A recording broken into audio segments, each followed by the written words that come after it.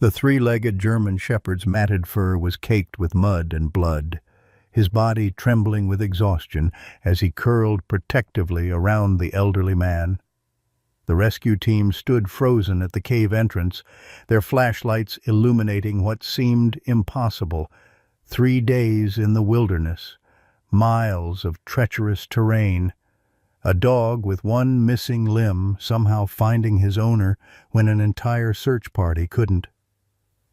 In 30 years of search and rescue, I've never seen anything like this, whispered Chief Ranger Davidson, his voice catching. The dog's amber eyes, though clouded with pain and dehydration, remained vigilant, a low warning growl rumbling when anyone approached too close to Thomas Running Bear's unconscious form.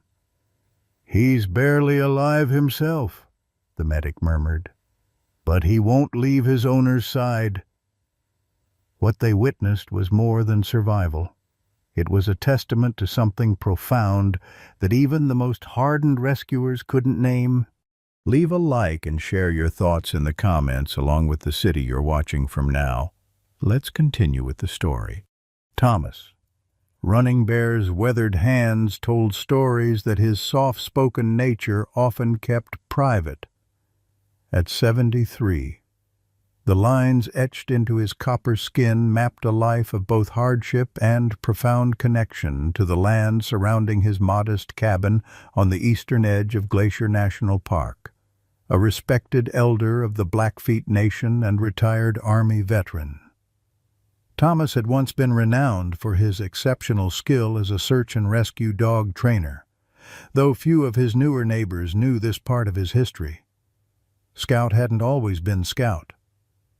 The German shepherd had arrived at the Blackfeet Reservation animal shelter with no name, just a broken body and shattered spirit. The accident on Highway 89 had claimed not only his right front leg, but also the family who had loved him, the Millers, tourists from Minneapolis whose car had been struck by a drunk driver.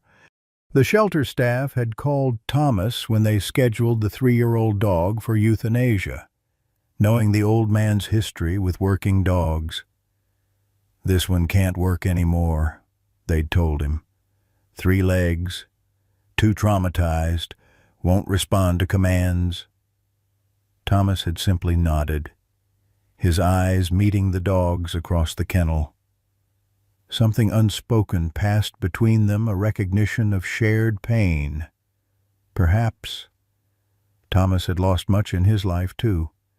His wife to cancer 15 years ago, his son to estrangement, and now, increasingly, his memories to the early stages of Alzheimer's disease. "He doesn't need to work," Thomas had replied. "He needs to heal. So do I." That had been 2 years ago. Since then, man and dog had become inseparable. Scout, named for his newfound vigilance over Thomas, had appointed himself guardian, seemingly understanding when Thomas's mind wandered or when he forgot small things.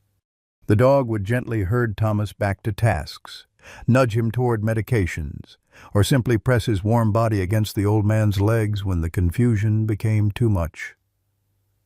Sarah Clearwater, Thomas's nearest neighbor a mile down the road, checked on them weekly.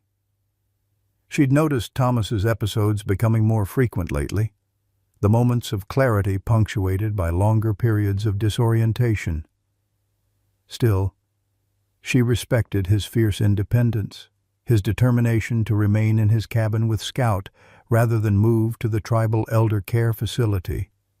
Neither she nor anyone else had foreseen how Thomas's wandering mind would soon lead both him and his 3-legged guardian into the wilderness, setting in motion a journey that would become legendary throughout the reservation and beyond.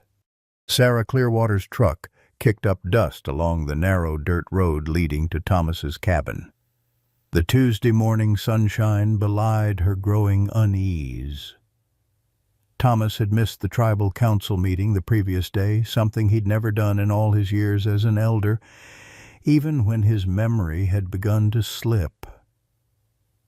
"Just a quick check-in," she murmured to herself, pulling up beside the faded blue pickup that Thomas rarely drove anymore.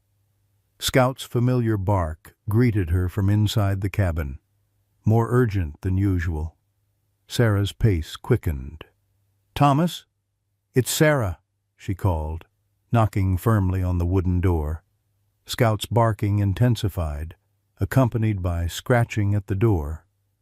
Using the spare key Thomas had given her for emergencies, Sarah unlocked the door.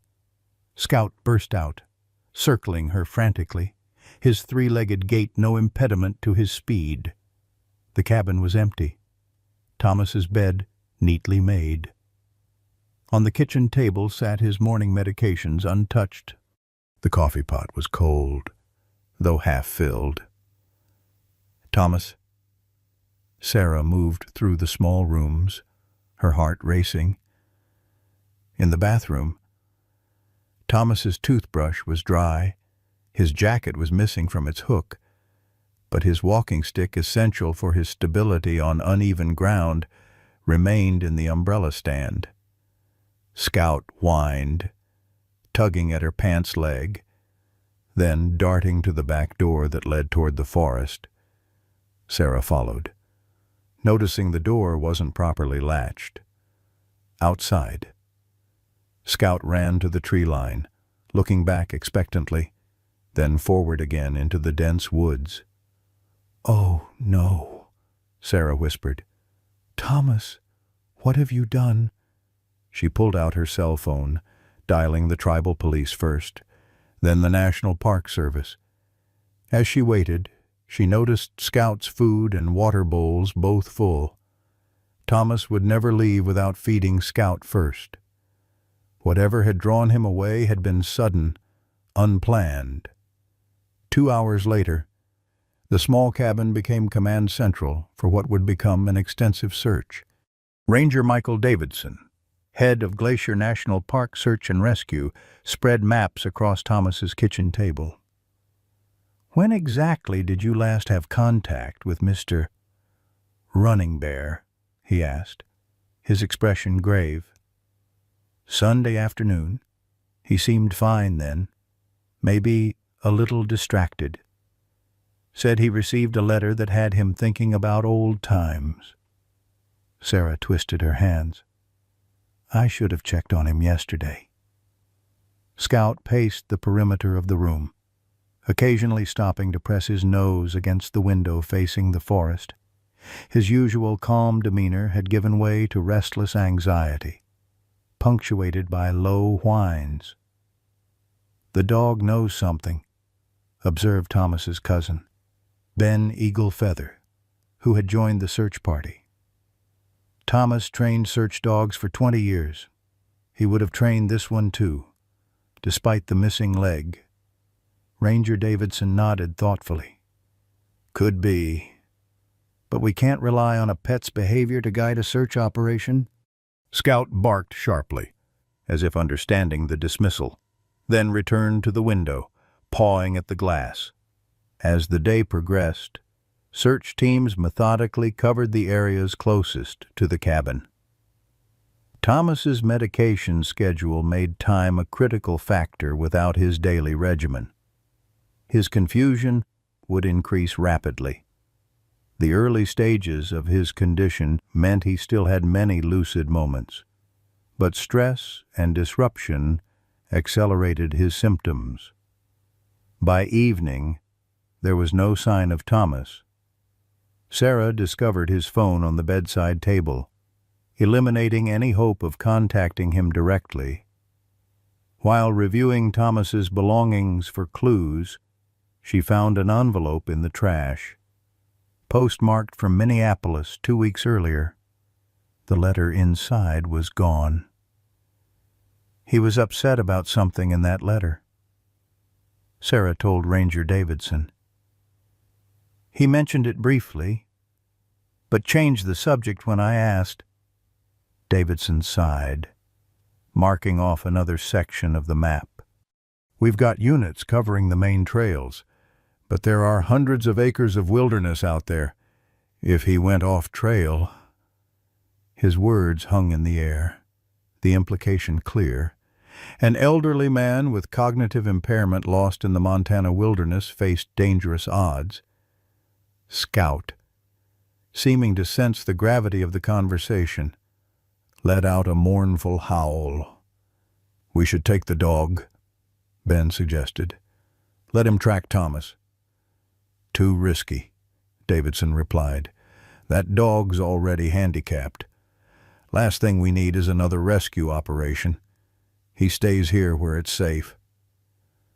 As darkness fell, the search teams retreated, planning to resume at first light. Sarah reluctantly prepared to leave, kneeling to comfort Scout. "We'll find him, boy. I promise." She filled his bowls again and turned to Davidson. "I'm coming back tomorrow to help search." "Of course." The ranger nodded, securing the cabin. "But the dog stays locked inside. We can't have him interfering or getting lost himself." As they left, Scout stood at the window, watching intently as the vehicles disappeared down the road. His eyes turned toward the forest, where somewhere beyond the darkening trees, Thomas Running Bear wandered alone, the night closing in around him. The first hint of dawn had barely touched the eastern sky when Scout made his decision. He'd spent the night pacing, whining at the windows, his keen senses overwhelmed with worry. Thomas's scent was growing colder with each passing hour, and the humans with their maps and radios were looking in all the wrong places. Scout knew this as surely as he knew the rhythm of Thomas's breathing when he slept.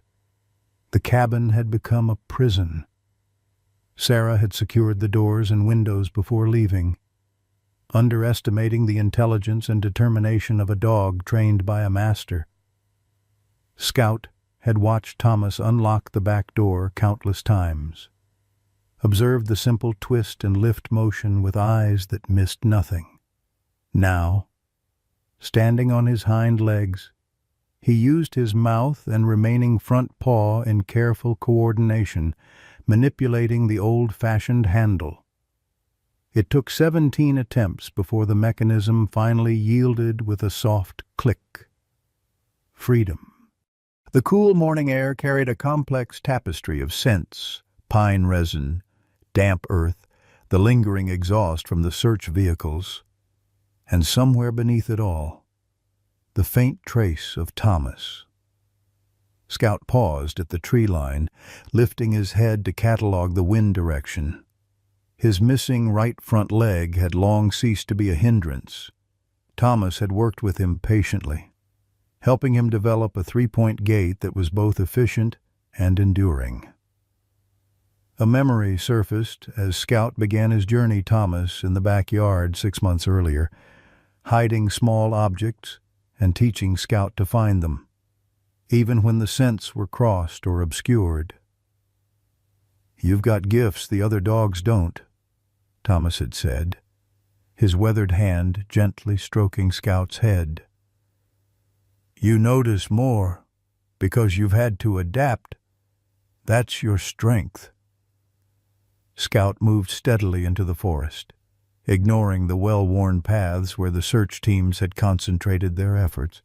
Thomas wouldn't have taken those trails. The letter Scout remembered Thomas reading it, remembered the unusual salt scent of tears, the paper crushed in trembling hands. After that, Thomas had spent hours looking at old photographs, touching each one with reverence before placing them in his jacket pocket, the same jacket he had been wearing when he disappeared, 10 miles away. As the morning briefing for Search Day 2 began, Sarah Clearwater arrived at the ranger station to discover Scout's absence. "He couldn't have opened that door himself," Ranger Davidson insisted, his exhaustion evident after a restless night. "Are you sure you locked it properly?" "Of course I did," Sarah replied, her voice tight with worry. But you don't understand, this isn't an ordinary dog. Thomas taught him things. Davidson rubbed his face. The prospect of dividing their already limited resources between two searches clearly unwelcome. We focus on finding Mr. Running Bear. The dog will either find his way back to the cabin or someone will spot him. You're making a mistake, Ben Eaglefeather interjected, studying the terrain map. That dog knows where Thomas is. Scout isn't running away. He's running to something. Davidson's radio crackled with static as a search team checked in from the eastern perimeter. No sign of Thomas. Another call from the River Patrol reported the same. The 48-hour mark was approaching a critical threshold in wilderness searches where survival rates began to plummet. I found something, Sarah called from Thomas's bedroom, where she'd been gathering items with his scent for the tracking dogs. In her hand was a leather-bound journal, open to recent entries. Listen to this. The letter from Minneapolis brought it all back. My son is truly gone now, but there might be a way to make peace. The old site above Mirror Lake holds the answers. I need to go there one last time. Ben's expression shifted. Mirror Lake, that sacred ground for our family. We held Michael's memorial service there after the accident. Michael. Sarah looked up sharply.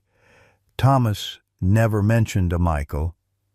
His son, Ben explained, a shadow crossing his face. They were estranged for years.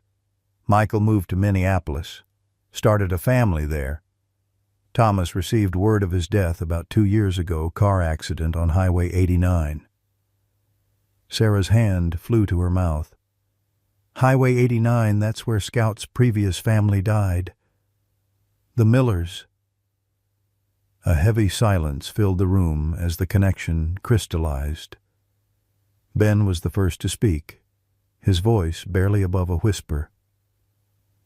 Michael changed his last name to Miller when he left the reservation, said he wanted a fresh start.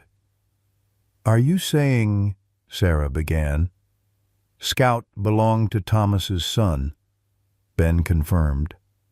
Thomas must have made the connection when he received that letter. Ranger Davidson, who had been listening intently, turned back to the map and back to Mirror Lake is 15 miles from here, through difficult terrain. If that's where he's headed, that's where Scout is going too, Sarah said with certainty. He's not just looking for his current owner, he's connected to both of them. Davidson shook his head. That dog has a missing limb. He can't possibly navigate that kind of distance and elevation. You underestimate what determination can accomplish, Ben replied quietly, especially when it comes to family. As the humans debated and revised their search plans, Scout was already 5 miles into his journey. The familiar burn in his muscles was setting in, but he pushed forward, navigating around fallen logs and dense underbrush.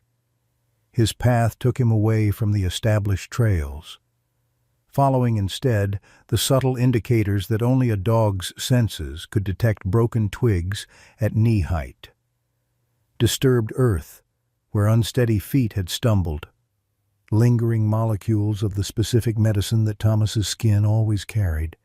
A creek crossing slowed his progress, the current stronger than usual from recent rains. Scout paced the bank, calculating. With 4 legs, the jump would have been simple. With 3, it required perfect balance. He backed up, gathered himself, and leaped, landing with a precision that would have made Thomas proud, wet and determined.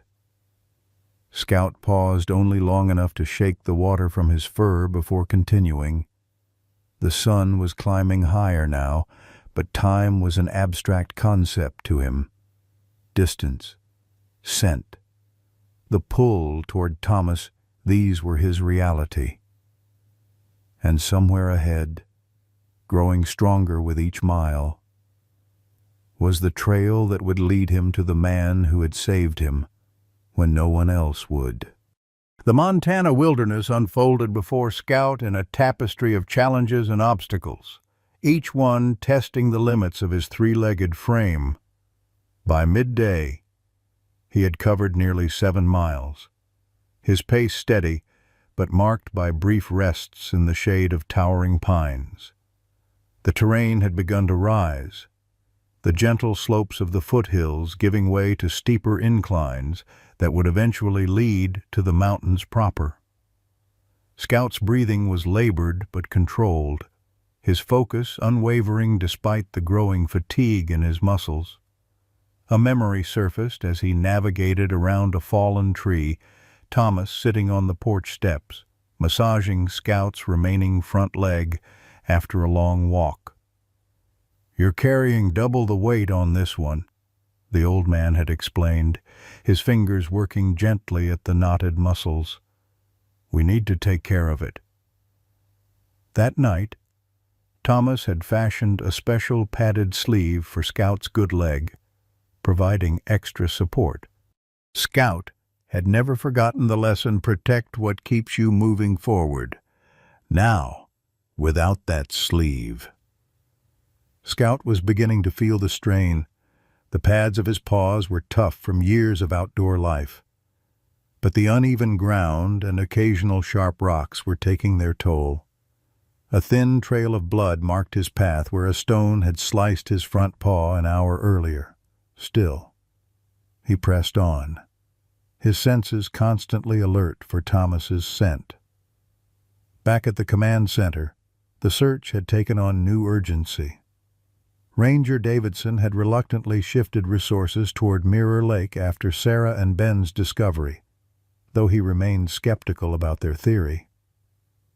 Even if Thomas was heading there, it's unlikely he made it far, Davidson explained to the assembled search teams. A man his age, with his condition, would be moving slowly, possibly confused about his direction. "You don't know Thomas," Ben countered, tracing a path on the map. When his mind fixes on something important, he becomes remarkably clear and determined. And this making peace with his son's memory, this would be the most important journey of his life. Sarah nodded in agreement. "Thomas once told me that the Blackfeet believe certain places hold the power to bridge worlds, the living and the dead, the past and present. Mirror Lake was special to his family for generations." Davidson sighed, the pressure of the ticking clock evident in his tense posture. 48 hours without his medication, possible exposure to the elements. He didn't need to complete the thought. Everyone understood the implications. "We'll concentrate on these areas," he continued, circling sections of the map. "Helicopter surveillance over the lake itself, ground teams working these ridges and valleys." As the teams dispersed, Sarah found herself partnered with a young ranger named Jake Wilson. They were assigned to check a series of small caves and rock formations on the eastern approach to Mirror Lake, a path that involved crossing Wolf Creek, a modestly sized but swift-flowing waterway. "Do you think Scout could make it this far?" Jake asked as they hiked, genuine curiosity in his voice. "I've heard of working dogs with missing limbs, but 15 miles of wilderness is asking a lot." Sarah considered the question. "If anyone asked me before yesterday, I'd have said no. But now I've seen how that dog looks at Thomas. It's not just loyalty, it's like they're parts of the same soul." Miles ahead of the search teams, Scout faced his most significant obstacle yet. Wolf Creek spread before him, its waters running high and fast from the recent rains. The crossing points used by humans were too wide for his leap, and swimming with 3 legs against such a current would be treacherous. Scout paced the bank, searching for options, his instincts warning against recklessness even as urgency pulled at him. The delay allowed his mind to drift momentarily to another memory, Thomas teaching him to swim after the amputation. The old man had supported Scout's body in the calm shallows of a lake, whispering encouragements as Scout learned to compensate for his missing limb with stronger kicks from the others. Balance, Thomas had repeated. Find your new balance. Scout's attention returned to the present as he spotted a fallen tree angling across a narrower section of the creek. The trunk was slick with spray, barely a foot wide in places, but it offered a potential bridge. Moving carefully, Scout mounted the log and began his precarious crossing, each step deliberate. His body lowered for stability. Halfway across, his back paw slipped, nearly sending him into the churning water below.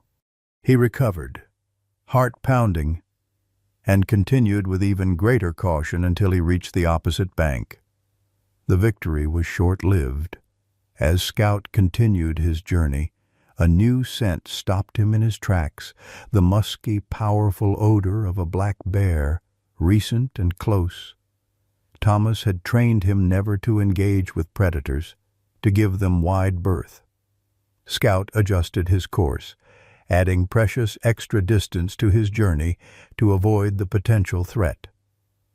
The afternoon sun beat down, unusually warm for the season, sapping Scout's energy further.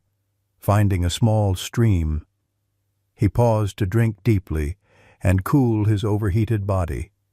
As he lapped at the clear water, movement in his peripheral vision caused him to freeze.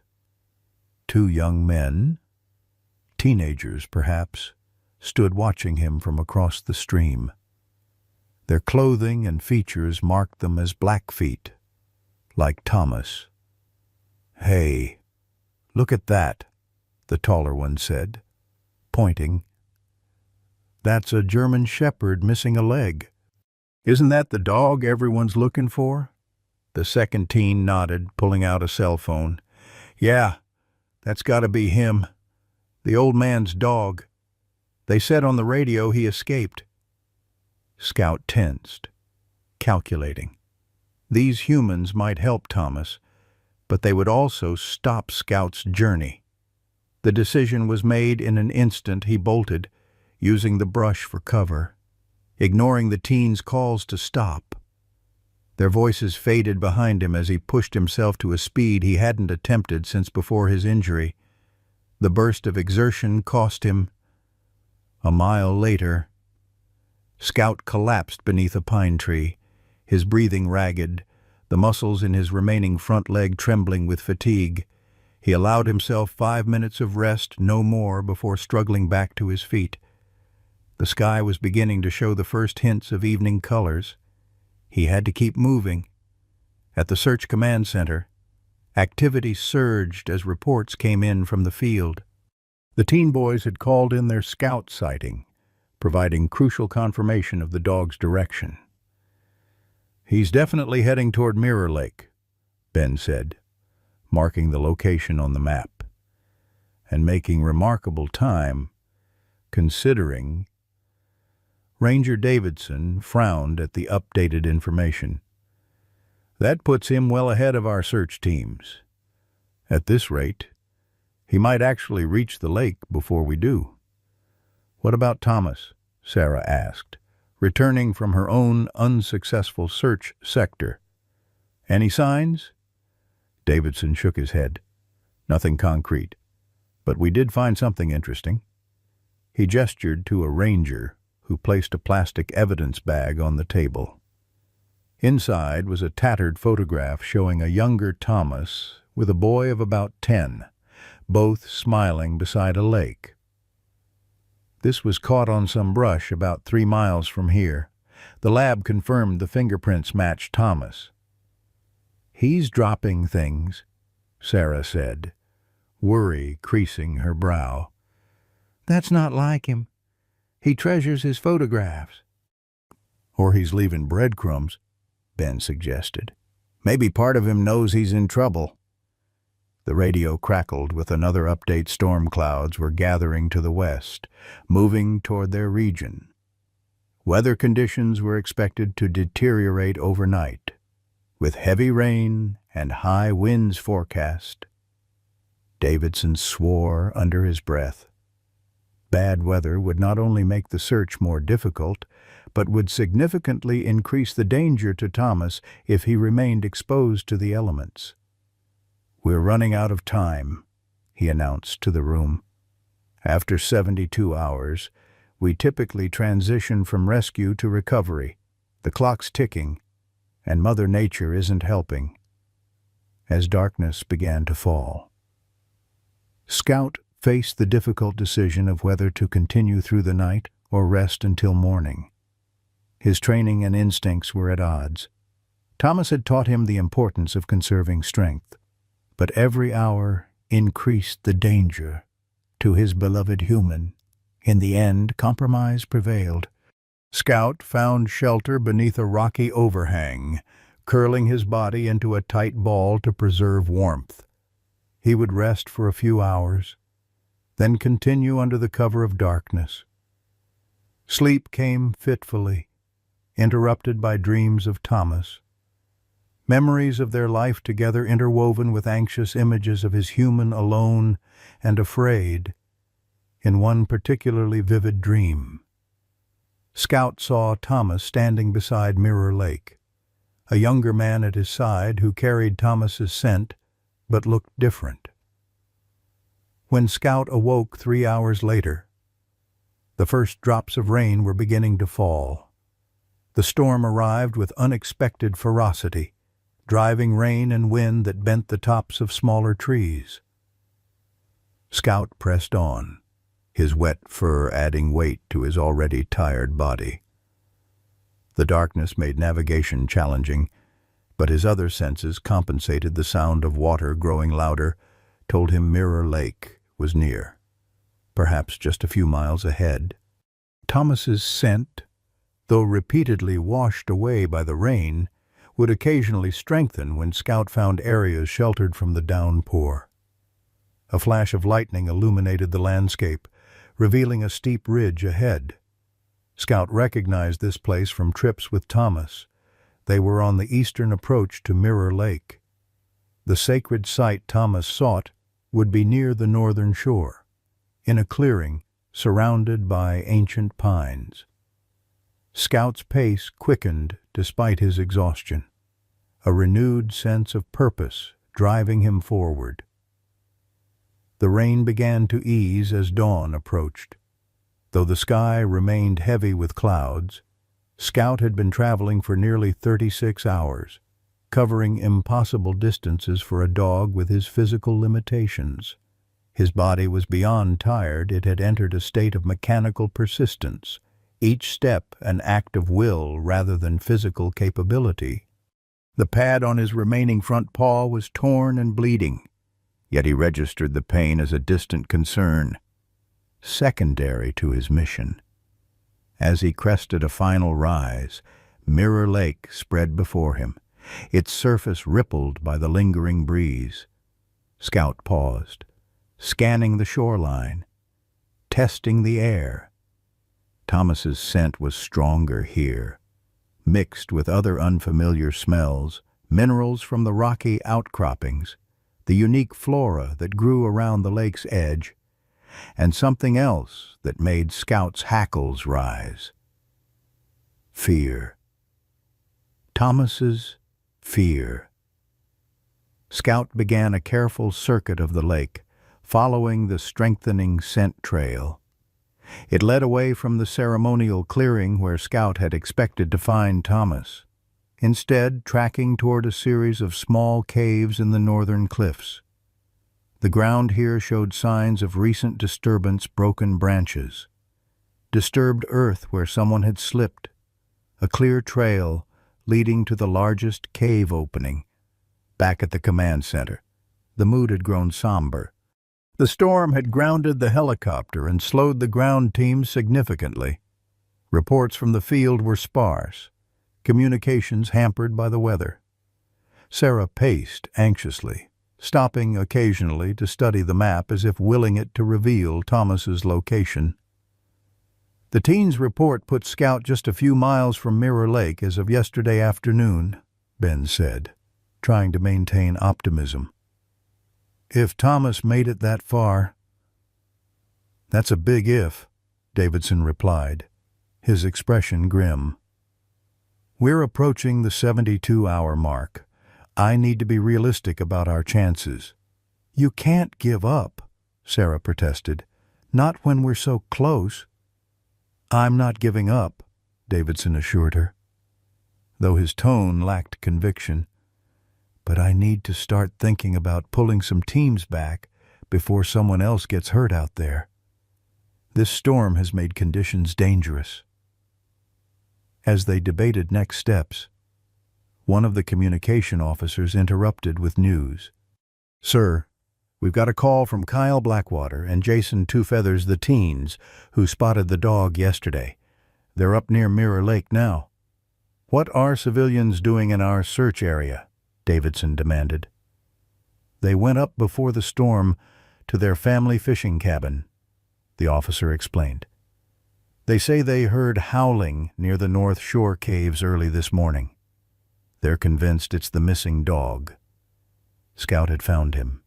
In the deepest recess of the largest cave, Thomas Running Bear lay unconscious, his breathing shallow, his skin alarmingly cool to the touch. Scout whined, nudging Thomas's face with his nose, trying to rouse him. When there was no response, Scout pressed his body against Thomas's chest, sharing what warmth he had left. The cave provided shelter from the elements, but the stone floor leached heat from Thomas's body. Scout could smell illness, the sharp tang of infection, the sour note of dehydration, the absence of Thomas's usual medications.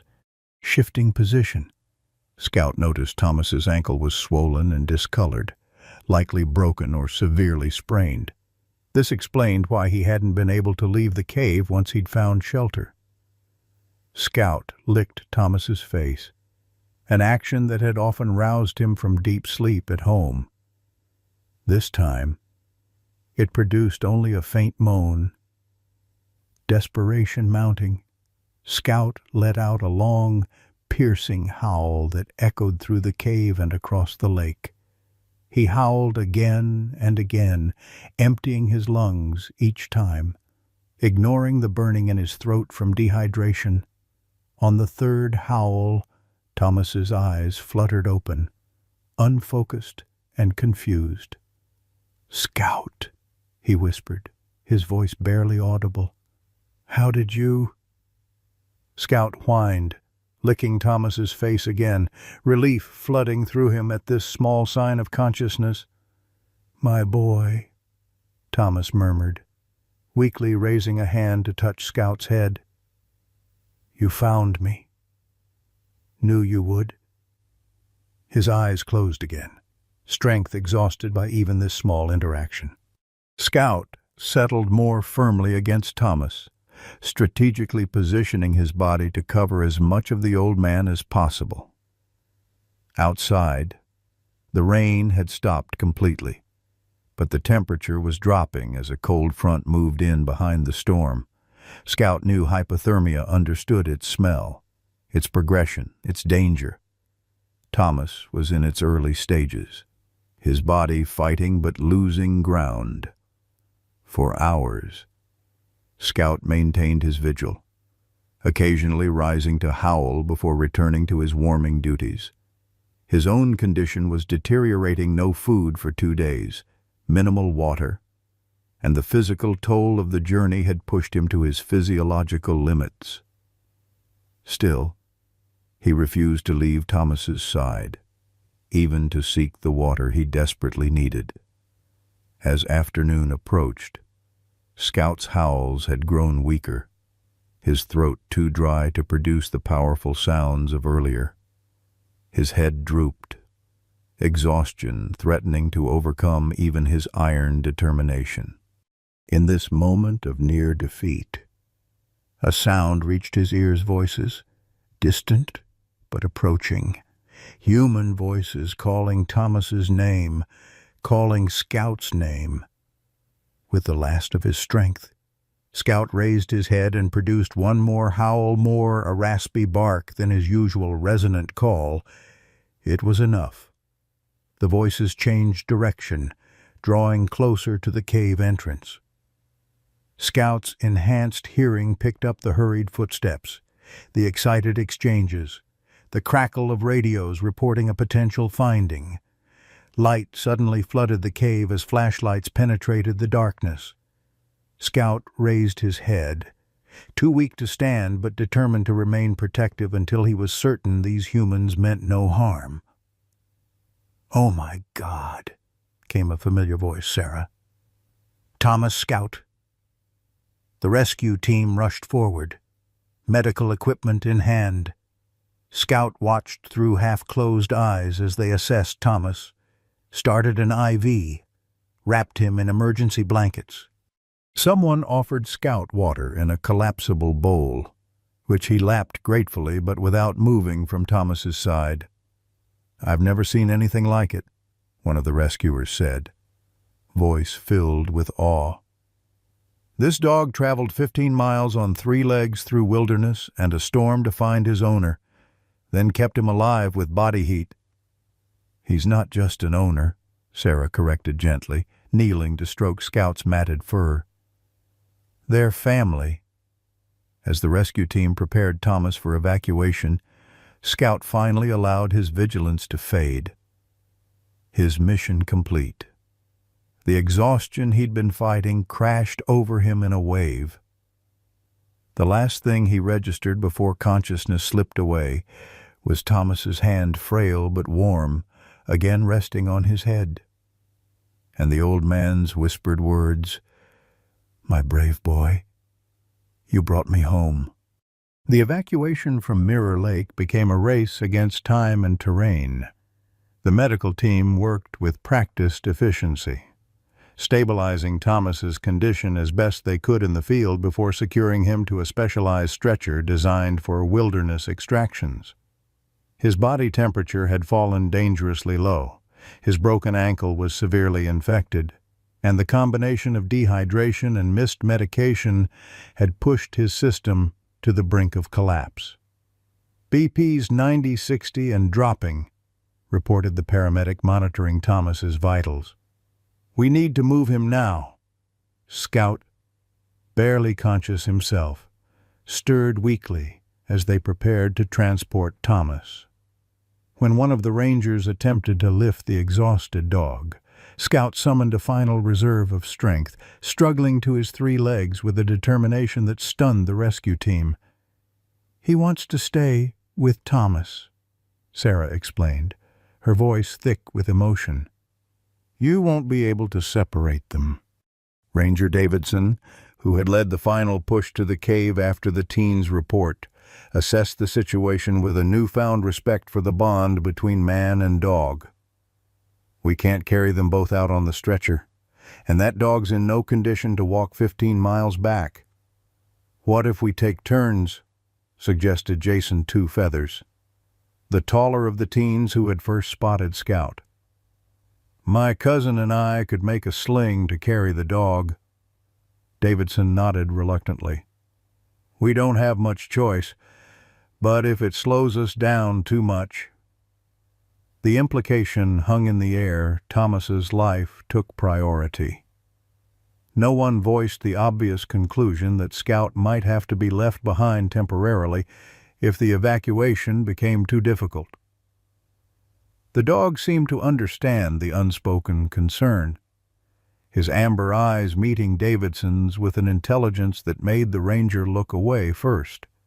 As they began the arduous journey back, Thomas briefly regained consciousness.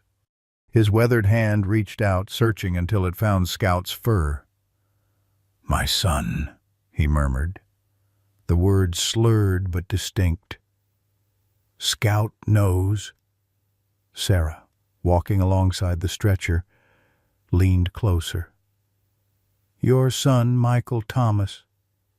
We know now. We understand about Scout." Thomas's eyes, clouded with confusion and illness, struggled to focus. "The letter said, Michael's things. His wife wanted me to have pictures, Scout's papers."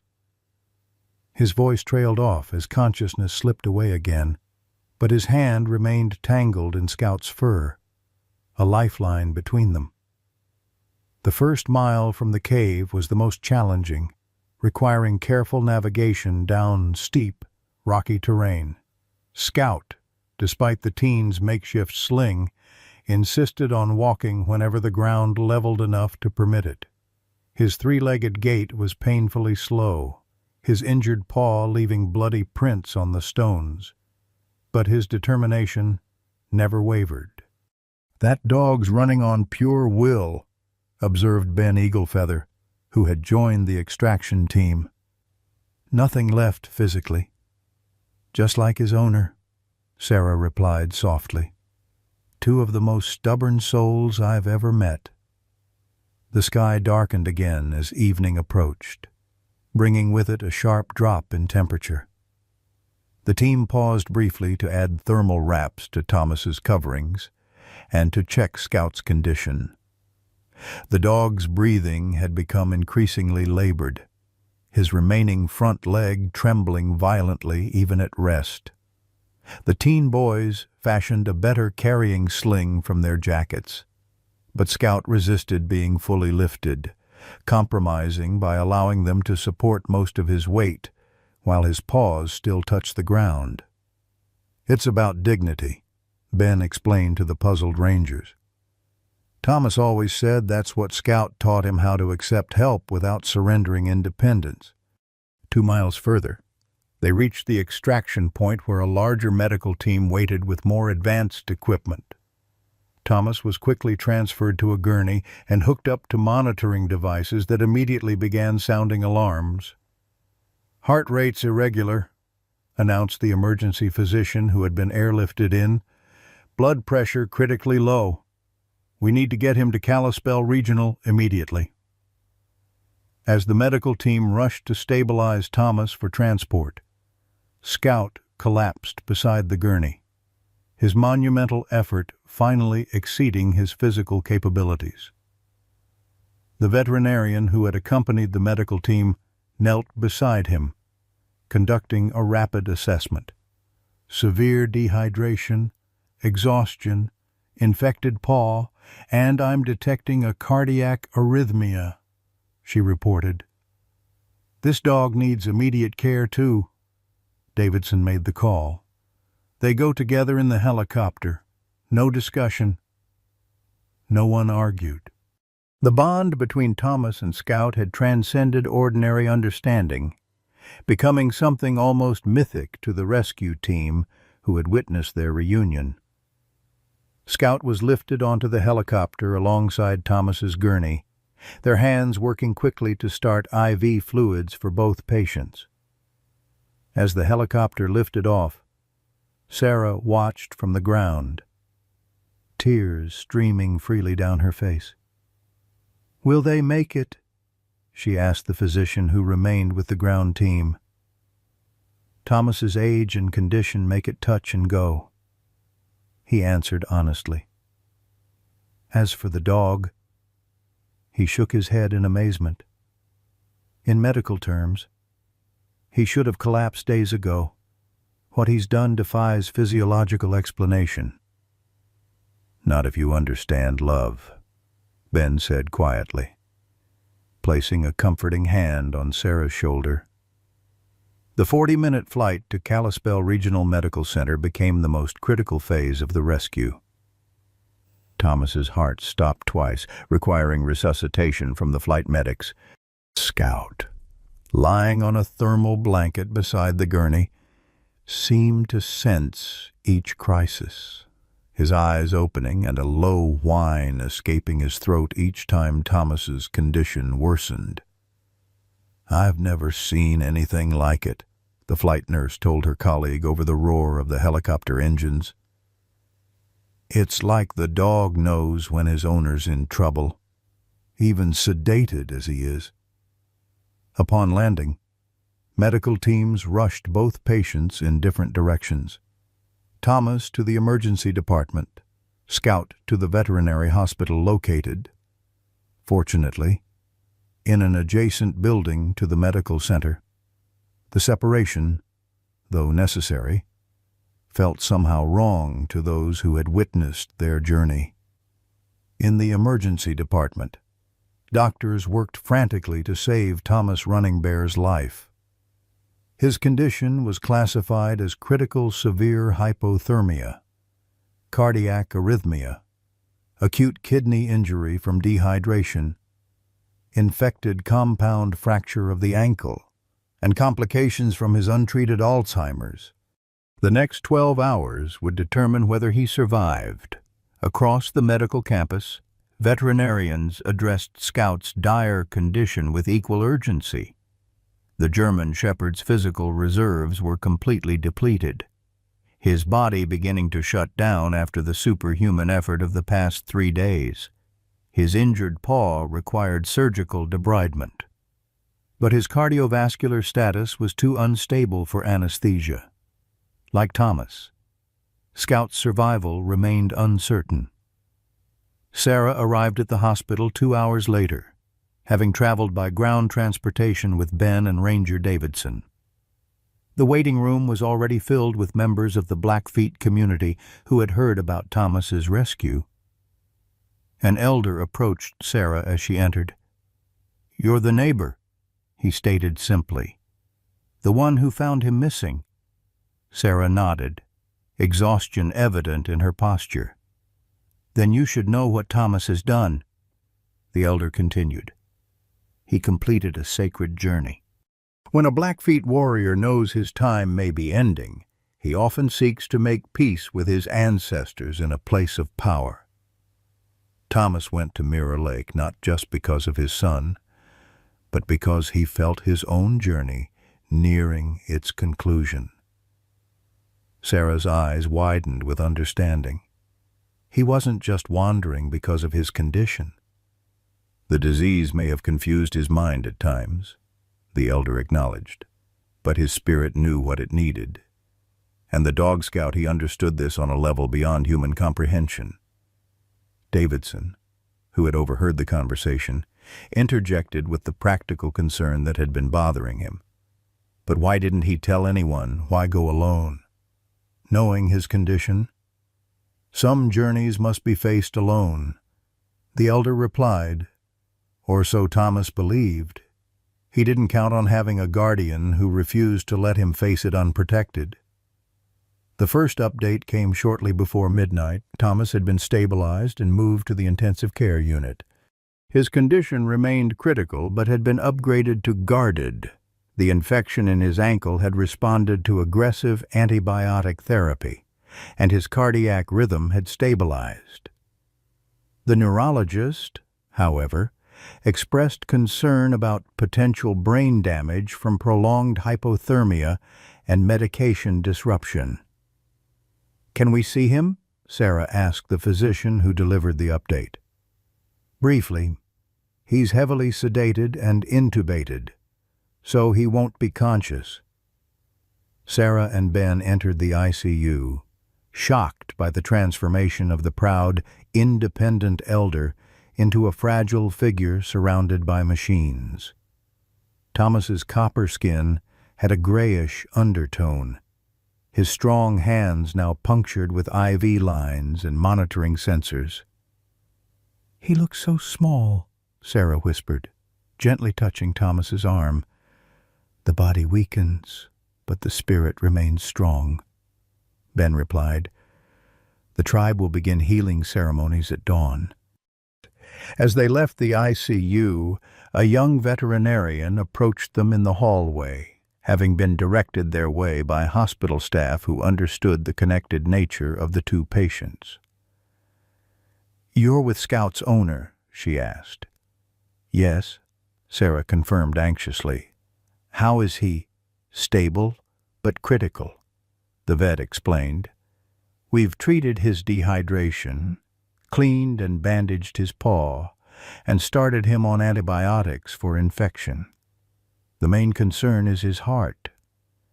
The strain of his journey caused some damage to the cardiac muscle. The next 24 hours will tell us more. Can he be brought here? Ben asked. Near Thomas. The veterinarian hesitated. It's highly unusual, but I've spoken with the hospital administration given the exceptional circumstances. Once Scout is stable enough to move, we can arrange brief visits. I believe it could benefit both patients' recovery. Throughout the night, members of the Blackfeet community maintained a vigil in the hospital waiting room, many offering prayers and performing quiet ceremonies for Thomas's recovery. News of Scout's extraordinary journey had spread beyond the reservation, attracting local media attention that threatened to overwhelm the hospital's public relations department. They're calling it a miracle, Davidson told Sarah when he returned from a press briefing the following morning. The story of a three-legged dog traveling 15 miles through wilderness to save his owner. It's capturing hearts everywhere. Sarah managed a tired smile. Wait until they hear the full story that Scout belonged to Thomas's estranged son, that he somehow found his way to Thomas after losing his first family. There are no coincidences that large. By mid-morning, Thomas's condition had improved enough to attempt removing his breathing tube. The medical team gathered, prepared for complications. But Thomas surprised them by breathing independently almost immediately. Though still heavily sedated, he occasionally opened his eyes, scanning the room as if searching for something or someone. The neurologist performed a brief examination during one of these wakeful moments. "Mr. Running Bear, do you know where you are?" she asked clearly. Thomas's eyes focused with effort. "Hospital," he whispered hoarsely. "Scout, your dog is being cared for in our veterinary hospital," the doctor assured him. "He's recovering. Like you." Thomas's hand clutched weakly at the doctor's sleeve. "Need him here," he managed before exhaustion pulled him back toward sleep. The neurologist made notes in his chart, then turned to Sarah and Ben, who waited anxiously nearby. "His cognitive responses are better than I expected. The emotional connection to his dog seems to be functioning as an anchor for his awareness. I'm going to recommend allowing controlled visits once both patients are stable enough." That afternoon, Scout was deemed stable enough for a brief visit. The veterinary team carefully transported him on a special gurney to Thomas's ICU room, monitoring his vital signs continuously. Though still weak, Scout's eyes were alert, his ears perking forward as they approached Thomas's bed. The room fell silent as the gurney was positioned alongside Thomas, who was sleeping. Scout raised his head weakly, his nose working to confirm what his eyes told him. A soft whine escaped his throat, not of pain, but recognition. The sound penetrated Thomas's sedation. His eyes opened, immediately finding Scout beside him.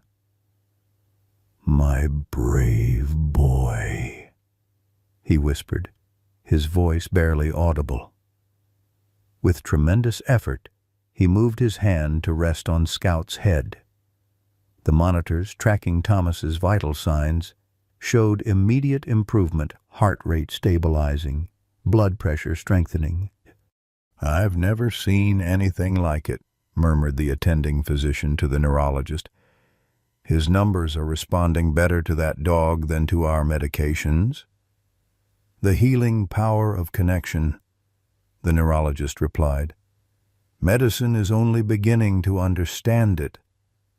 Scout's presence seemed to anchor Thomas in the present moment, pushing back the confusion that had plagued him. For the 15 minutes the veterinary team allowed the visit, Thomas remained alert and oriented, his eyes never leaving Scout. When it was time for Scout to return to the veterinary hospital, Thomas nodded in understanding. "You rest now," he told Scout, his voice gaining strength. "We both need to heal. I'll be waiting." Scout seemed to understand, settling back onto his gurney without resistance. As he was wheeled away, he kept his eyes on Thomas until the last possible moment, a silent promise passing between them. The physician updated Thomas's chart after the visit, making careful notes about the remarkable improvement in his patient's vital signs and mental clarity. What had begun as a medical curiosity was becoming something more significant evidence of a connection between human and animal that transcended conventional understanding, with measurable physiological benefits. "I want daily visits scheduled," he instructed the nursing staff. "Monitor and document all parameters before, during, and after. This could be important not just for this patient, but for our understanding of therapeutic animal connections." As evening fell, news crews gathered outside the hospital, eager for updates on the story that had captivated the region. Inside, Thomas drifted between sleep and wakefulness, his condition slowly but steadily improving. Across the medical campus, Scout rested more peacefully than he had since beginning his journey, his body finally yielding to the healing process now that his mission was complete. The first phase of their ordeal had ended. The journey to recovery was just beginning. The third day in the hospital brought crisis. Thomas's condition, which had shown steady improvement, suddenly deteriorated in the early morning hours. His temperature spiked dangerously high, his breathing became labored, and the infection that doctors thought they had controlled surged with renewed virulence. Blood tests revealed sepsis. The infection had entered his bloodstream, triggering a catastrophic immune response. "We're moving him to critical isolation," the attending physician informed Sarah, who had been staying at a hotel near the hospital. "The next 12 hours are crucial. If we can't get the infection under control—" He left the sentence unfinished, but his expression conveyed the gravity of the situation. In the veterinary hospital, Scout's recovery had been progressing well until that same morning. The German Shepherd became suddenly agitated, refusing food and pulling at his IV line. The veterinary staff were baffled by the abrupt change. "His vitals were stable yesterday," the lead veterinarian noted, reviewing Scout's chart. "No signs of infection in his paw wound, cardiac function improving. There's no medical explanation for this regression." Ben Eagle Feather, who had been dividing his time between both patients, offered a different perspective. "They're connected. Thomas has taken a turn for the worse. And somehow, Scout knows it." The veterinarian looked skeptical, but made a call to the main hospital, confirming Ben's statement about Thomas's condition. "It's probably coincidence," she said, after hanging up, though her voice held a note of uncertainty. "It's not coincidence," Ben insisted.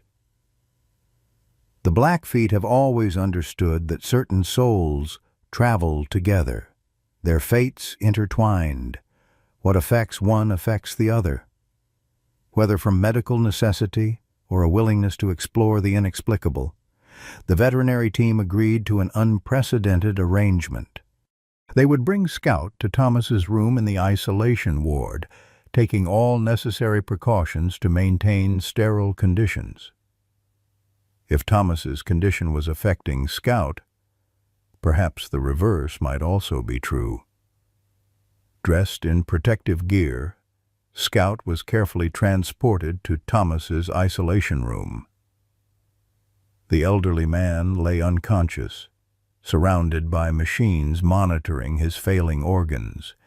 His skin had taken on a grayish pallor, his breathing shallow despite supplemental oxygen.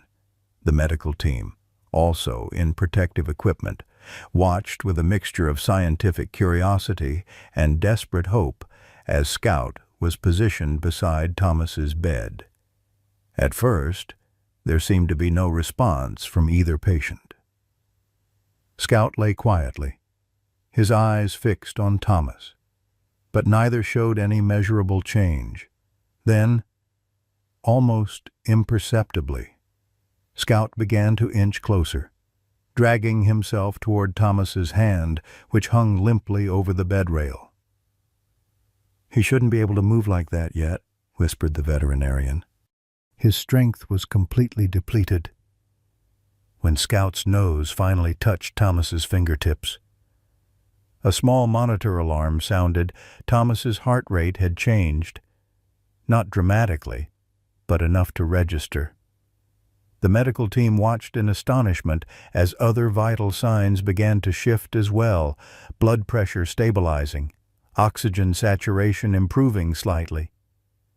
"This is impossible," murmured the attending physician. "No," Ben replied softly. "This is what faith looks like." For 4 hours, Scout maintained his position, occasionally licking Thomas's hand, but mostly maintaining physical contact. During this time, Thomas's fever began to recede, and his breathing became less labored. The doctors, unable to explain the improvement through conventional medicine, allowed the visit to continue beyond the originally planned 30 minutes. "Whatever's happening," the lead physician acknowledged, "it's helping our patient more than our interventions alone." By evening, Thomas had shown enough improvement to be downgraded from critical to serious condition. Scout, however, had begun to show signs of distress, elevated heart rate, labored breathing, and a slight fever of his own. The veterinarian, monitoring both patients, made a startling observation. "It's almost as if he's taking on some of Thomas's symptoms," she told Ben privately. "I've never seen anything like it in 20 years of practice." "In our traditions," Ben explained, "there are stories of healing where one being absorbs the sickness of another. It's considered the highest form of sacrifice to willingly take on another's pain." The veterinarian's scientific mind struggled with this concept, but the evidence before her eyes was compelling. "We need to separate them," she decided reluctantly. "Scout's condition is deteriorating while Thomas improves. If this continues—" She didn't need to finish. Scout was literally sacrificing himself for his owner. When the veterinary team attempted to remove Scout from Thomas's room, the dog summoned unexpected strength, resisting with a determination that surprised everyone. It took 3 staff members to finally separate him from Thomas. And even then, Scout howled with such anguish that it echoed through the hospital corridors. Back in the veterinary hospital, Scout refused all treatment, turning away from food and water, pulling out his IV line repeatedly until the staff was forced to restrain him. His condition declined rapidly. His body, already pushed beyond normal endurance by his wilderness journey, now seemed to be surrendering to defeat. "It's like he's given up," the veterinarian told Sarah and Ben the following morning. "His will to live was tied to Thomas, and now that they're separated—" "Then bring Thomas to him," Sarah suggested desperately. "Thomas is still in isolation. His condition has stabilized, but he remains seriously ill. Moving him would be risky." Ben considered this information silently before speaking. If we don't bring them together, we may lose them both. Scout is choosing to follow Thomas, wherever that journey leads.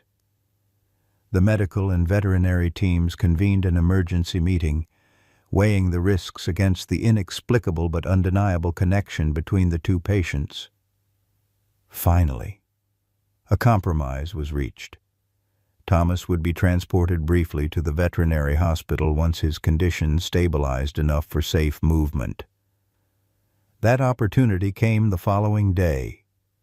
Thomas, though still weak and requiring oxygen, had regained consciousness and was responding to treatment. When told about Scout's deterioration, his reaction was immediate and forceful. "Take me to him now," he demanded, his voice barely audible but firm. "I won't let him die for me." The journey across the medical campus was carefully orchestrated, with a full medical team accompanying Thomas's gurney. In the veterinary hospital, Scout lay motionless except for the shallow rise and fall of his chest. His once bright eyes were dull, his body noticeably thinner after days of refusing nourishment. As Thomas's gurney was positioned beside Scout's bed, the room fell silent with anticipation. Thomas, summoning his strength, reached out a trembling hand to touch Scout's head. "I'm here, brave one," he whispered. "You've done enough, more than enough." For several heartbreaking moments, there was no response. Then, almost imperceptibly, Scout's tail moved the faintest thump against the mattress. His eyes opened, focusing with effort on Thomas's face. "That's it," Thomas encouraged, tears streaming down his weathered cheeks. "Come back to me. Our journey isn't finished yet." Scout's response was subtle but unmistakable. A slight shift toward Thomas's hand, a tentative lick of his fingers. The veterinary team moved quickly, taking advantage of Scout's renewed awareness to reinsert his IV and begin rehydration. "Talk to him," the veterinarian urged Thomas. "He's responding to your voice." Thomas didn't need the encouragement. For the next hour, he spoke constantly to Scout, his voice growing stronger with each passing minute. He recounted their time together, reminded Scout of their home waiting for them, and promised new adventures once they both recovered. "You saved my life," Thomas told him. "Not just at the lake, but every day since you came to me. Now it's my turn to save yours."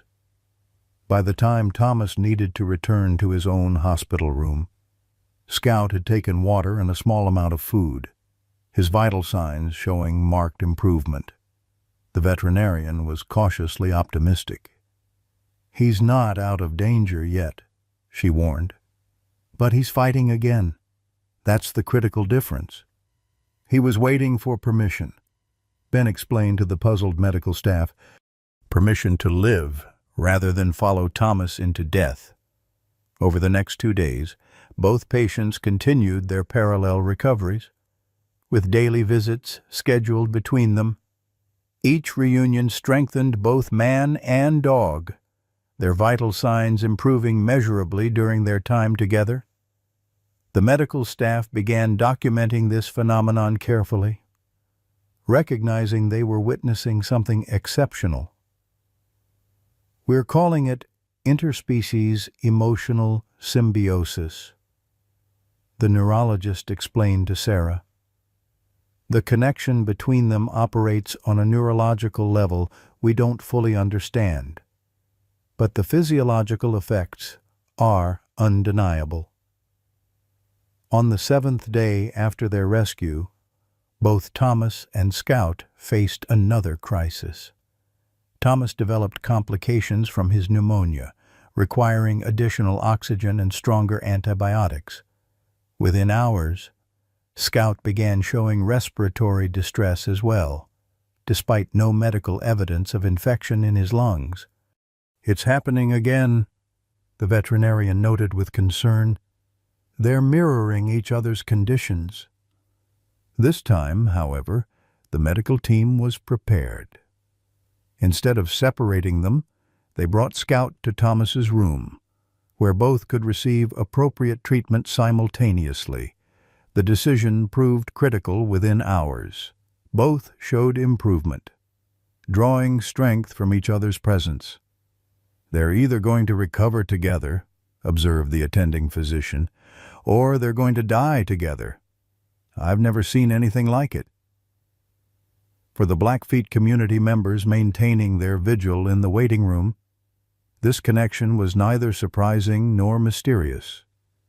It was simply a confirmation of what their traditions had always taught, that the bond between souls transcends physical limitations, even the boundaries between species. As Thomas and Scout fought their shared battle against mortality, their story spread beyond Montana, touching hearts across the country. Letters and gifts poured into the hospital, along with offers of support for their eventual recovery and return home. What had begun as a local search and rescue operation had transformed into something more profound, a testament to loyalty, love, and the indomitable will to survive against impossible odds. On the 10th day of hospitalization, as morning sunlight streamed through the windows of Thomas's room, Sarah arrived to find an unexpected scene. Thomas was sitting up in bed, alert and engaged in conversation with a woman she didn't recognize. Scout lay on a specially arranged cot beside the bed, his head resting on a pillow, watching the interaction with attentive eyes. "Sarah," Thomas called, his voice stronger than she had heard since the rescue. "Come meet Catherine Miller." Sarah entered hesitantly, taking in the visitor's appearance, a woman in her mid-40s with tired eyes and a tentative smile. "Miller," Sarah repeated, the significance of the name registering immediately. "Michael's wife," Thomas confirmed. "Scout's first owner." Catherine extended her hand to Sarah. "I've been trying to reach Thomas for months," she explained. "When I saw the news about what happened—" Her voice trailed off as she glanced at Scout, who was watching her with quiet recognition. The revelation of Catherine's identity created a ripple effect throughout the hospital. The missing pieces of the puzzle that had sent Thomas into the wilderness were finally coming together. Catherine had been sending letters for almost a year, trying to reconnect with her father-in-law after Michael's death. "I found a box of old photographs in our attic," Catherine explained as Ben joined them later that morning. Pictures of Michael as a boy with Thomas. Letters Thomas had written that Michael never opened. When I realized how much history had been lost between them, I started trying to contact Thomas. The letter that upset him, Sarah realized. The one that arrived before he disappeared. Catherine nodded, her expression pained. "I finally wrote about Scout. I explained that Michael's German Shepherd had survived the accident but lost a leg, and was scheduled to be euthanized because no one could take him. I had no idea Thomas had already adopted him." "The reservation shelter never connected the dots," Ben mused. "They didn't know Scout came from Thomas's son's family." Thomas, who had been listening quietly, reached out to touch Scout's head. "When I read that Scout had belonged to Michael, that he had survived the same accident that took my son, I knew I had to go to Mirror Lake. It was where Michael and I last spoke before he left the reservation. It was where I needed to make peace." "But why didn't you tell anyone?" Sarah asked gently. "Why go alone? Thomas's eyes clouded with the familiar confusion that marked his condition, but he pushed through it with visible effort. I remember thinking it was clear in my mind that morning. I was going to call you after breakfast. Then, things got confused. I found myself walking, thinking Michael was waiting for me at the lake. He shook his head slowly. The disease takes pieces of your thinking without warning. Catherine reached for Thomas's hand. Michael regretted the estrangement. Thomas, in his final years, he talked about coming home, about introducing you to our daughters. The accident happened before he found the courage. The physician who had been treating Thomas entered the room, accompanied by the neurologist who had been monitoring his cognitive function. Mr. Running Bear, we have some additional test results to discuss. He began, then hesitated, noting the emotional conversation in progress. It's all right, Thomas assured him. These are my family. Whatever you need to say can be said to all of us. The doctor nodded, opening the file he carried. The MRI results show that your brain experienced some minor hypoxic damage during your ordeal, not uncommon with hypothermia and dehydration.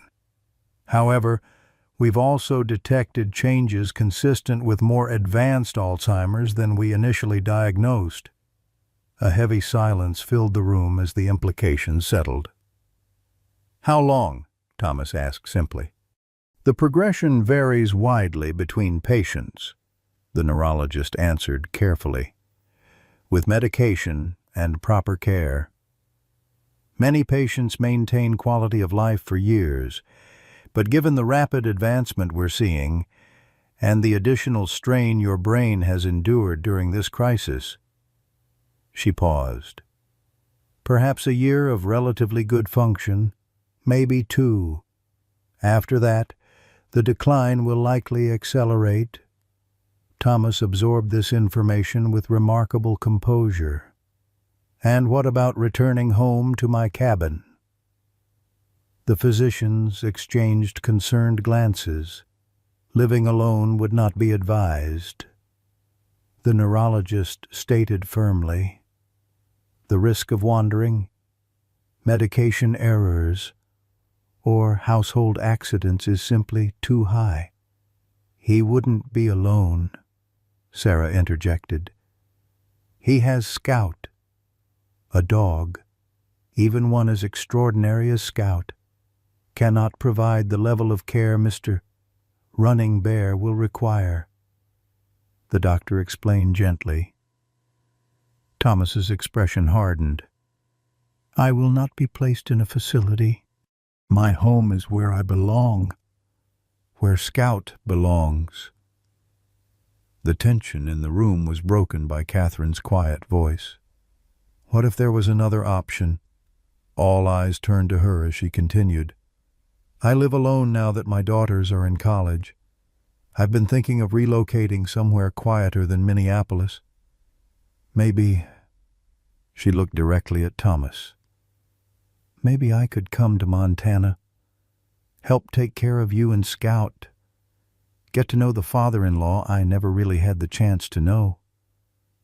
The suggestion hung in the air, unexpected and transformative. Thomas studied Catherine's face, searching for something only he could see. Michael had good taste in women, he finally said, the ghost of a smile touching his lips. As the medical team departed to give the family privacy, Ben pulled Sarah aside. There's something else you should see, he said, leading her to the nurse's station where a local newspaper lay open. The headline read, Reservation Elder and Three-Legged Dog Spark National Conversation on Elder Care. The article detailed how Thomas and Scout's story had ignited debate about elder care policies, particularly for indigenous seniors living in remote areas. Quotes from healthcare advocates, tribal leaders, and medical professionals filled the page, all centered around a fundamental question: how could society better support aging individuals who wish to maintain independence while ensuring their safety? "It's become bigger than just Thomas and Scout," Ben explained. "Their story is challenging systems and assumptions." When they returned to Thomas's room, they found him engaged in serious conversation with Catherine about practical arrangements. Scout, seeming to understand the importance of the discussion, watched attentively from his cot. "The cabin would need modifications," Thomas was saying. "Wider doorways for when I might need assistance, a better heating system, and a proper bed for Scout," Catherine added, "though I suspect he'll continue sleeping beside you regardless." The planning continued throughout the day, interrupted occasionally by medical staff checking on both patients. By evening, a tentative agreement had been reached. Catherine would relocate to Montana, living with Thomas in his cabin while maintaining her job remotely. The tribal council had already offered assistance with necessary home modifications, and several community members had volunteered to help with regular check-ins and transportation. As visiting hours came to an end, Catherine prepared to leave for her hotel. Standing at the doorway, she turned back to Thomas with visible emotion. "Michael would be happy about this," she said softly. "About us finding each other. About Scout bringing us together." After she departed, Thomas sank back against his pillows, the day's events having taxed his limited energy. Scout, sensing his fatigue, carefully maneuvered from his cot to Thomas's bed, settling gently beside the old man. "You knew all along, didn't you?" Thomas murmured to Scout. "That's why you chose me at the shelter. You recognized something of Michael in me." Scout rested his head on Thomas's chest in response, his amber eyes reflecting a wisdom beyond human understanding. The following morning, Sarah arrived with Ben to find Thomas sitting in a chair beside the window, Scout at his feet. A journal lay open in Thomas's lap, his hand moving slowly across the page. "Writing down my memories," he explained as they entered. "While I still have them, stories of Michael growing up, of our traditions, of my time as a dog trainer, things I want Catherine and her daughters to know." Sarah noticed a new clarity in Thomas's eyes, a purpose that hadn't been there before. The revelation about Scout's connection to his son had provided something the doctors couldn't a reason to fight against the encroaching darkness of his disease. Later that day, the medical team convened to discuss Thomas's case. The lead physician reviewed the latest test results with growing amazement. "His recovery is outpacing all projections," he informed his colleagues. "Physically, he's healing at a rate we'd expect in a much younger patient." "And his cognitive function?" inquired the neurologist. "Mixed results," the physician admitted. "The Alzheimer's continues its progression. That's a biological process we can't reverse. But his awareness, his ability to compensate and focus despite the disease, has improved significantly. It's as if knowing the truth about Scout has anchored him somehow." As the meeting concluded, the veterinarian who had been caring for Scout shared her own observations. "Scout's recovery has been equally remarkable. The damage to his heart muscle is healing faster than expected, and his injured paw shows no sign of lasting disability. Physiologically speaking, he should still be struggling given what his body endured." "Perhaps," suggested the neurologist thoughtfully, We're witnessing the benefits of what some researchers call purpose-driven recovery. Both patients have found powerful reasons to heal Thomas to connect with his son's family, Scout to continue protecting Thomas. The veterinarian smiled. In simpler terms, they're healing because they have something to live for. That evening, as sunset painted the Montana sky in brilliant oranges and purples, Thomas sat with Scout beside the hospital window, Catherine and Sarah nearby. The conversation had turned to practical matters, discharge planning, medication schedules, home health care visits. But Thomas's attention had drifted to the distant mountains visible on the horizon. "When we go home," he said quietly to Scout, "we'll visit Mirror Lake again, properly this time, with family." His hand rested on Scout's head, fingers gently stroking the fur between his ears. "You found me there. But more importantly, you found the truth.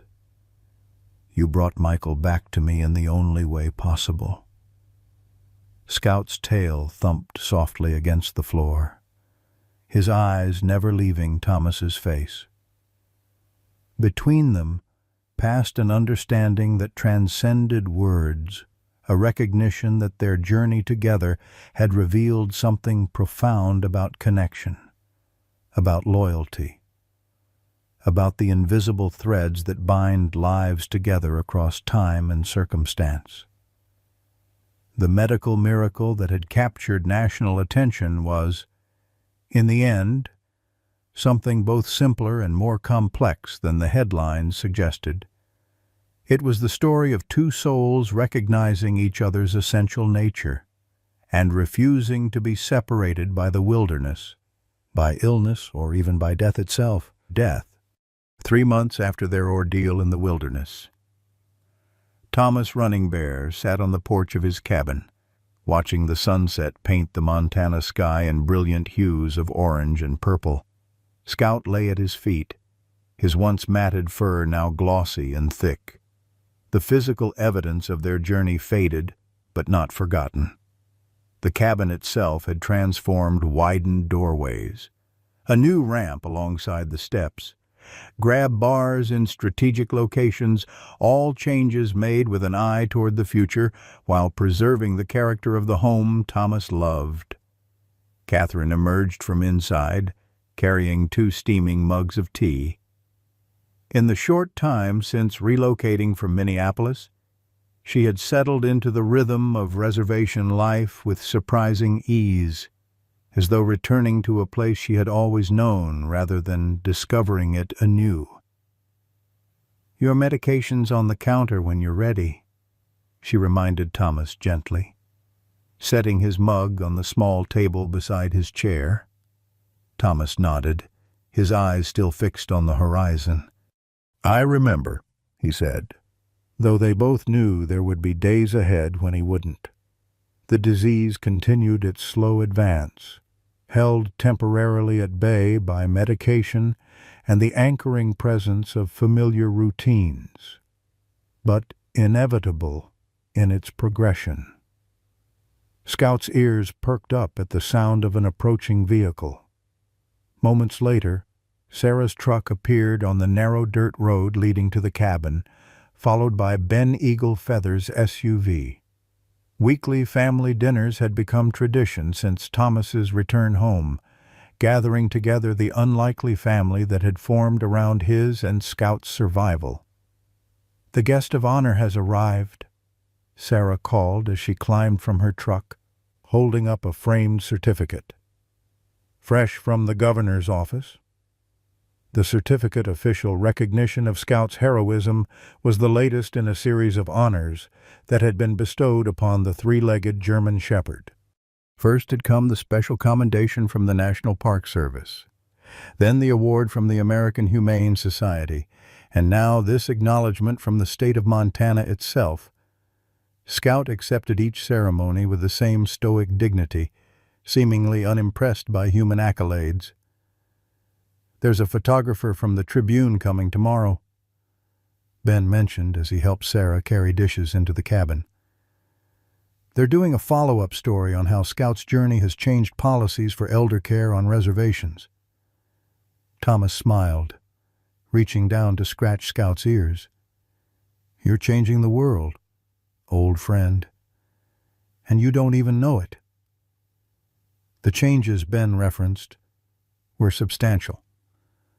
Thomas and Scout's story had catalyzed a nationwide conversation about elderly independence, particularly in rural and indigenous communities. The Blackfeet Tribal Council had established a new program pairing trained support animals with elders who wished to remain in their homes, inspired directly by Scout's extraordinary bond with Thomas. 3 other Montana tribes had implemented similar initiatives, with federal funding now supporting expansion to reservations across the country. Inside the cabin, Catherine had set the table with care, placing a framed photograph at its center, Michael, as a young man, standing beside Thomas at Mirror Lake, both smiling into the camera. It was one of the images she had discovered in her attic, now given pride of place in this home where healing continued day by day. I spoke with the girls today, Catherine told Thomas as they settled around the table. They're confirmed for Thanksgiving. They can't wait to meet their grandfather. Thomas's eyes brightened at the mention of his granddaughters. Young women he had never known existed until Catherine entered his life. I'm writing down stories for them, he said, about their father as a boy, about our traditions, things they should know. Before I forget, the journal. Thomas had begun in the hospital, had grown into several volumes, filled with memories, teachings, and wisdom accumulated over 73 years. Catherine transcribed them each evening, creating digital backups that would preserve Thomas's voice long after his memory failed him completely. They're particularly interested in the dog training stories, Catherine added with a warm glance at Scout, who had positioned himself, as always, at Thomas's side. They want to know how you taught Scout to find you. I didn't, Thomas replied simply. I taught him to trust his instincts, to problem solve, to persist. But finding me, that came from something deeper than training.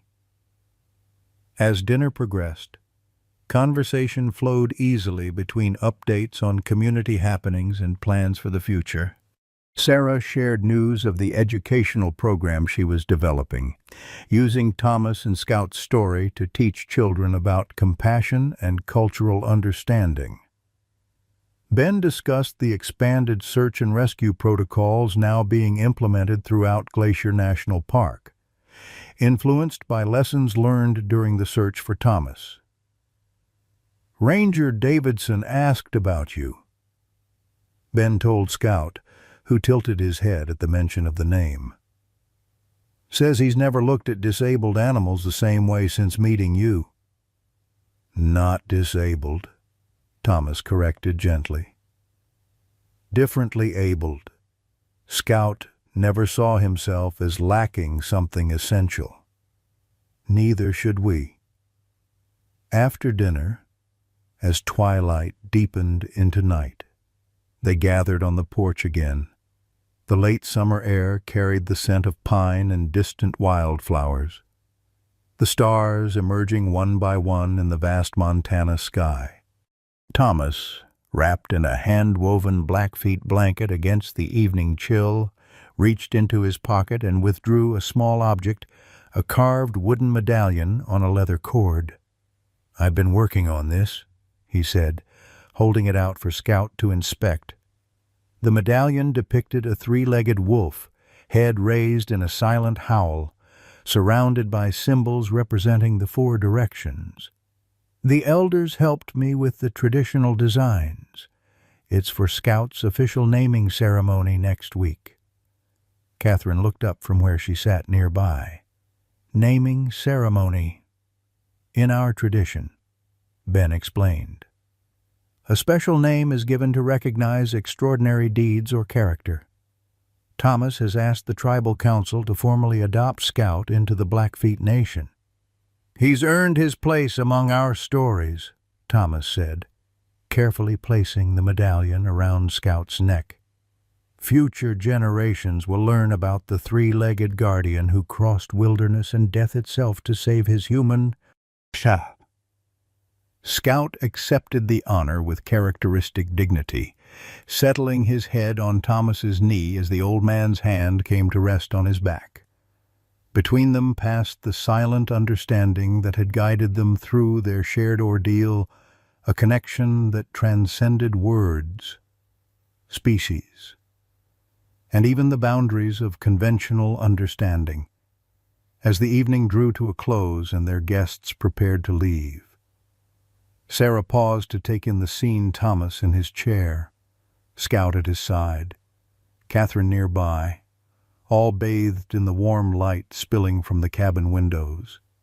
What had begun as tragedy, a lonely old man lost in the wilderness, a three-legged dog desperate to find him, had transformed into something beautiful and whole. "We'll see you Sunday at the community center," Sarah said, embracing Thomas gently. "The children are excited about your storytelling session." Thomas nodded, his eyes crinkling with pleasure. "Scout and I will be there. Every story needs to be told while it's still fresh in the mind." As Sarah and Ben drove away, Thomas remained on the porch, Catherine's quiet presence nearby respecting his moment of reflection. Scout shifted position to press more closely against Thomas's leg, his warmth a constant comfort against the gathering night. "We found our way home," Thomas murmured, both to Scout and to the star-filled sky above. "Not just to this place, but to where we both belong, with family." Scout's tail thumped softly in agreement, his amber eyes reflecting the peace that had finally settled over them both, two souls who had journeyed through darkness and emerged into unexpected light, forever changed, but unquestionably whole. In the twilight of our lives, we often fear becoming burdens, worry that our worth diminishes as our bodies or minds begin to falter. Thomas and Scout's extraordinary journey reminds us that true connection transcends physical limitations and the shadows of aging. Like Thomas, you may face uncertain tomorrows, watching the steady hands that once built homes now struggle with simple tasks. Like Scout, you may bear the scars of life's hardships, adapting to move forward differently than before. But remember this: your value has never resided in perfection. The wisdom you've earned through decades of living the stories only you can tell. The love only you can give creates a legacy that continues even when memory falters. The most profound journey isn't measured in miles traveled, but in lives touched, in the quiet moments of understanding between souls who recognize each other's essential worth. Whether you have 3 legs or 4, whether your mind remains sharp or begins to wander, you remain irreplaceable.